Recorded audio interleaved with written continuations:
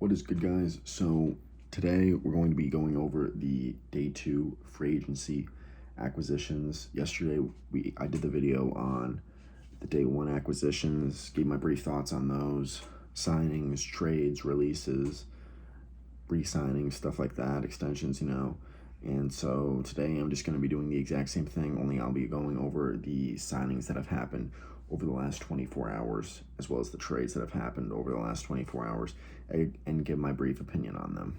So anyways, let's get into this. So the first signing of this day was the Las Vegas Raiders deciding to sign New England Patriots wide receiver Jakobi Meyers, or as I like to call him, Jakobi Meyers, to a 3-year, $33 million deal. Yeah, I like this move. I wanted my Chicago Bears to sign him. He's obviously not a number one or a number two, but he's maybe a number three, definitely a number four. He's good depth to have on your team, and I think that's just what he's going to be on the Raiders. You have Adams as your one, Renfro as your two, and now Myers will be your three, and I think he can be a three for you. Relatively cheap deal over the next couple of years. I like the signing. From a Patriots standpoint, don't get it. You already lack of weapons. You already have a lack of weapons, especially after the Geno Smith trade. So now you're letting Jakobi Meyers go. I just don't get what New England's doing. But never bet against Belichick. So then the Cleveland Browns decided to sign Minnesota Vikings defensive tackle Dalvin Tomlinson to a 4-year, $57 million deal. Yeah, the Browns needed defensive line help. The run game wasn't that good last year. Tomlinson will provide this for them. And yeah, another questionable move for Minnesota. Your defense was the problem, yet you're letting go all of your star defensive players. I just don't get that. Again, the move, I feel like Cleveland overpaid him just a bit, but I feel like they have a ready to win now roster, so I think they'll be fine and won't regret the signing. So then the New York Giants decided to re-sign wide receiver Sterling Shepard to a 1-year, $1.3 million deal, I believe. And yeah, I like this move. Sterling Shepard, he gives Daniel Jones another weapon. They're going forward with Daniel Jones. Gives him another weapon. Sterling Shepard didn't have much of a market. He's super cheap. And when healthy, he's a pretty reliable, not just a 3, I think he's a 2 on a good day. So yeah, like this deal for the Giants and Sterling Shepard. So then, initially, it was reported yesterday that the Tampa Bay Buccaneers were cutting guard Shaq Mason because they couldn't find a trade suitor for him. But it appears they actually did find one, because the Tampa Bay Buccaneers traded guard Shaq Mason and a 7th-round pick to the Houston Texans in exchange for a 6th-round pick. I like this. Tampa didn't think they were going to get anything for him. They end up getting a 6th-rounder, and they only have to give up a 7th along with Shaq Mason. 7th-round picks I don't think are that valuable. And if you're Houston, you get more offensive line help. And whoever your signal caller is back there next year, whether it's Bryce Young, CJ Stroud, whoever it may be, they're going to need protection. And I think they're going to have it next year with the offensive line acquisitions that the Texans have gotten this current offseason that we're in. So then the Miami Dolphins decide to re-sign running back Raheem Mostert to a 2-year, $7.6 million deal. Yeah, I like this. I mean, he's familiar with Mike McDaniel. He had a solid year last year. Why not? It's smart to stay with Mike McDaniel, a guy who knows your skills, your weaknesses, your strengths. It's a relatively cheap deal for Miami. I think this benefits both sides in the long run. So then the Arizona Cardinals decide to re-sign offensive tackle Kelvin Beckham to a 2-year, $5.75 million deal. I like this move. It's relatively cheap. I think Beckham is a very good offensive lineman. It might be Beacom. Might be butchering the name, but you know who I'm talking about. But anyways, yeah, Arizona already needs offensive line help. They didn't want to let another lineman go, and their offensive line would get even worse. So I like this move. And I think it benefits. I'm not necessarily sure why he wanted to re-sign in Arizona, seeing as the tire fire they are, but He's not getting paid a lot. Maybe he didn't have a lot of other suitors. And so then the Houston Texans decide to sign wide receiver Noah Brown from the Dallas Cowboys. And he gets a 1-year, $2.6 million deal. I like this move. I think Noah Brown, he's a solid slot receiver, little gadget guy that you can plug in almost any offense. He's not a downfield threat or a wideout or a number one receiver by any means, but Houston needs all the help that they can get, as I've been saying. And their GM, who I liked and who I really don't like, I'm starting to sort of warm up to again. He's making some good moves this offseason. And so then the Miami Dolphins decide to re-sign their other running back, who they acquired at the trade deadline this past season, Jeff Wilson Jr., to a 2-year, $8.2 million deal. Again, like it. He knows McDaniel's system. There's some familiarity there. Solid. Why not? Keep that good run game going. Tua's going to need it, assuming you go forward with him, which I think it's all but 100% you are. And so then we have a big-time trade break around midday, and the Las Vegas Raiders decide to send tight end Darren Waller to the New York Giants in exchange for a third-round pick. Waller's a stud.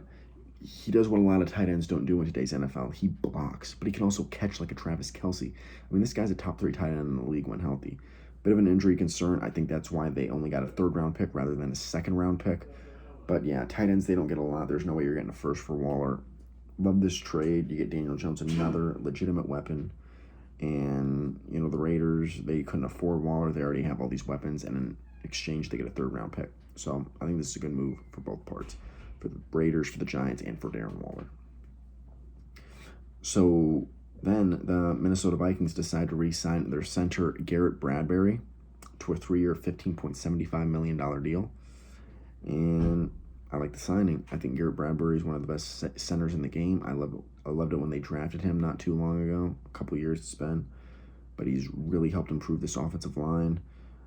I think it's not a cheap deal, but it's also not expensive, so works out in everyone's favor. From a Bears fan's perspective, I'm not glad they re-signed him. But from an NFL fan's perspective, I am.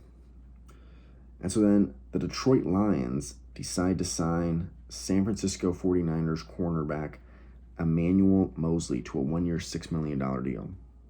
Well, all I can say from this, folks, is my takeaway is they're definitely not drafting a corner. You can rule that out with their first-round pick.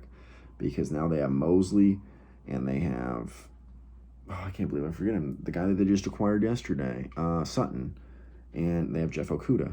Maybe they're not sold on Jeff Okudah, and they want to start Mosley and Sutton. Who knows? But anyways, yeah, they're not drafting corner. Like the signing, Mosley is a solid corner. You're getting him on a very cheap deal, and Detroit needs defensive help all around. Dan Campbell will love him, and I think he will love Dan as well. So then the Philadelphia Eagles decide to sign Seattle Seahawks running back Rashad Penny to a 1-year, $1.35 million deal. It's fine. Philadelphia already has so much depth at running back. You're not paying Penny anything. And, you know, Penny, he's injury prone. He's never healthy. Productive when healthy, but that's like rarely ever. So it's a good move for Seattle to move on from him. And I think Philadelphia goes, well, why not? He's good when he's barely available. He won't even be playing much because, you know, guys like Sanders, Gainwell, Scott, they'll all be starting in front of him. So I like this move for everyone, to be honest. And good for Penny to still be in the league and getting paid something.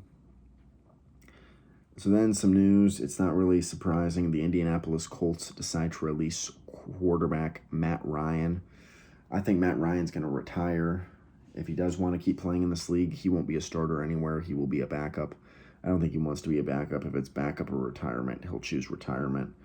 It's only a matter of time before Matty Ice decides to announce his retirement. Obviously, a good move for the Colts. They're going to draft a quarterback. And, yeah, I think it's time for Matty Ice to hang up the cleats. And so then the Philadelphia Eagles decide to re-sign cornerback James Bradbury to a 3-year, $38 million deal. And to be honest, I'm surprised Philadelphia is able to afford most of these star defensive players. I thought they were going to have to blow most of it up. They're not, and they still are going to pay Jalen Hurts a lot of money. So congrats to the Eagles and Eagles fans. But yeah, solid corner. He's going to continue to help their secondary out. Paying him just about right. I like the move. And so then we have another shocking trade where the Indianapolis Colts decide to trade to the Dallas Cowboys their cornerback, Stephon Gilmore, in exchange for a 5th-round pick. Well, I think getting a 5th-round pick back for Gilmore, who hasn't been that productive or healthy lately, the last couple seasons, is really good. And I think when you look at it from a Cowboys perspective, well, they already have they now have the best corner duo in the league and one of the best secondaries in the league. I mean, Stephon Gilmore and Trevon Diggs, oof, that's deadly, deadly. Good thing Philly runs the football, because otherwise Dallas may be winning this division. They still could, but we'll see. I digress. And so then the New York Jets decide to sign former Green Bay Packers wide receiver Allen Lazard to a 4-year, $44 million deal. Not a cheap deal, folks. Not really, to be honest, considering Lazard's a 3 at best. I think he's a 3. Some say he's a 4. He's a 3. And yeah, there's rumors, with the Aaron Rodgers stuff.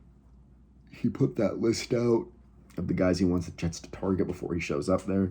This is just getting interesting, folks. They have Hackett, they have Lazard, they're clearing up cap space. They might get Cobb or Odell. This stuff's so interesting. I can't imagine what's going to happen and unfold in the coming days. So then the Denver Broncos decide to sign Cincinnati Bengals running back Samaje Perine to a 2-year, $7.5 million deal. Now, love this from a Denver perspective, because you're not paying him a lot of money. You let Melvin Gordon go, so now you get to pair up Perine as the number 2 behind Javonte Williams, the young stud from North Carolina. So I like this move from Denver. You're not paying him a lot. This is going to definitely hurt Cincinnati a little bit, especially since Joe Mixon might not even be coming back. You're not going to have more depth at running back, especially if he goes down. But I trust the Bengals to figure it out. They are still Super Bowl contenders as long as they just put a little bit around Joe Burrow. And so, yeah, then the New York Giants decide to re-sign their running back, Matt Breida. We don't know how long yet or how much. I've looked into it multiple times, can't find anything on that. But they definitely are going to re-sign him. And Matt Breida, if you don't remember him, he was a part of the 49ers roster at the year they went to the Super Bowl.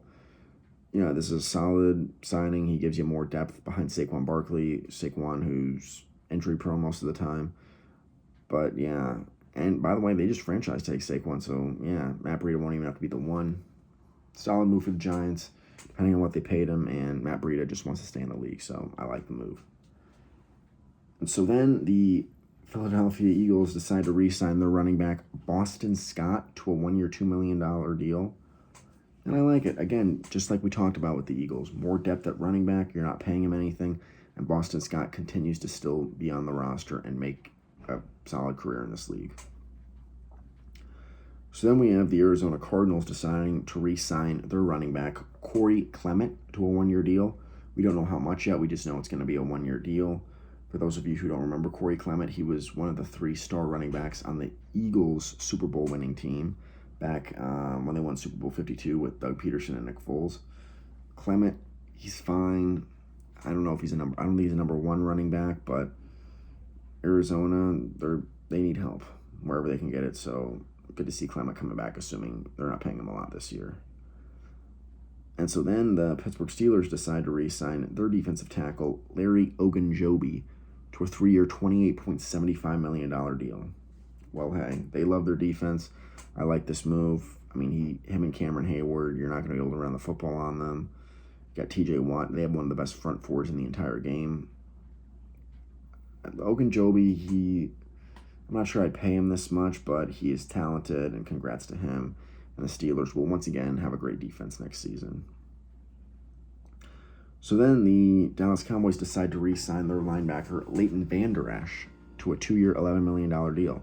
I, for one, would not do this. Vander Esch is very rarely healthy. I don't care that you're not paying him a lot. I want someone who's reliable, who's playing for me, and Leighton just doesn't seem to be that. But it's the Cowboys. Jury must like him, and he's coming back.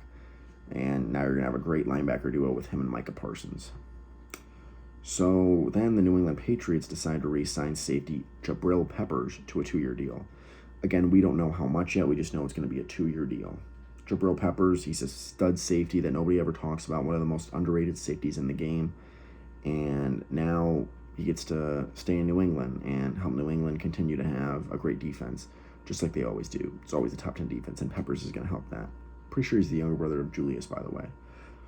Fun fact. But anyways, yeah, then the Baltimore Ravens decided to re-sign their cornerback, Trayvon Mullen, to a one-year deal. Trayvon Mullen was the former Raider, and we don't know how much this deal is yet either. Just going to be 1 year.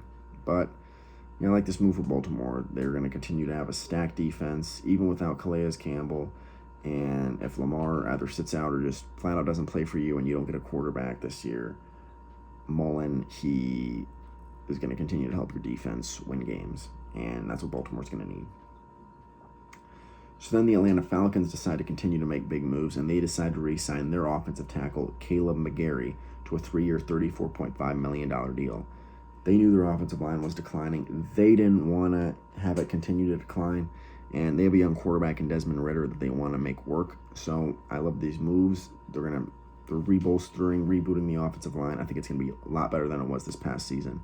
And you're going to know, can Desmond Ridder play or not? So then, unfortunate news for Bears fans, the Detroit Lions decide to sign our running back, David Montgomery, to a 3-year, $18 million deal. Gonna miss Monty. He was injured at times, but very productive for us. I still remember taking him from Iowa State in the second round. Detroit, they're going to love him behind their elite O-line. So yeah, this scares me as a Bears fan. He's going to want revenge on us, but is what it is. Poles doesn't like to spend a lot of money, especially on running backs and stuff like that, so I get the move. The Bears, they just lost another offensive weapon, though. I don't like that. Hopefully they address that down the road in free agency or in the draft. And yeah, the Lions, Jamal Williams, David Montgomery, DeAndre Swift, deadly, I tell you. And then the final big-time move of the night was the Minnesota Vikings deciding to sign Arizona Cardinals cornerback Byron Murphy to a 2-year, $22 million deal. And yeah, I like this move. They're replacing star Patrick Peterson with a younger corner, and I think he's going to continue to help out their defense a lot. Don't get the move by Arizona, but yeah, Arizona's a tire fire right now, so not too worried about that. And so yeah, anyways, those were the major signings from day 2 of free agency. I'm going to do one more video tomorrow on day 3 of free agency, and then we'll see where we go from there. But anyways, yeah, I hope you guys enjoyed this video. Please continue to like, comment, and subscribe on my content. It really helps me and motivates me to keep putting stuff out for you guys. And yeah, that's going to wrap it up for this video. And as always, I'll see you in the next one.